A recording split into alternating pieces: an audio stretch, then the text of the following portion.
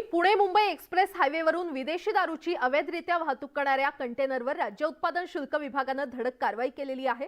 Urse toll नाक्यावर सापळा रचून गोवा राज्य निर्मित आणि फक्त गोवा राज्यात विक्री करत असलेल्या विदेशी मद्याची अवैधरित्या वाहतूक करणारा एक कंटेनर जप्त करण्यात आलाय।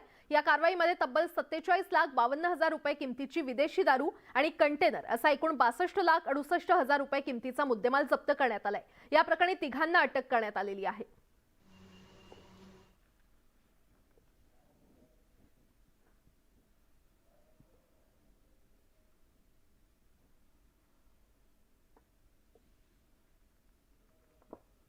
करूया।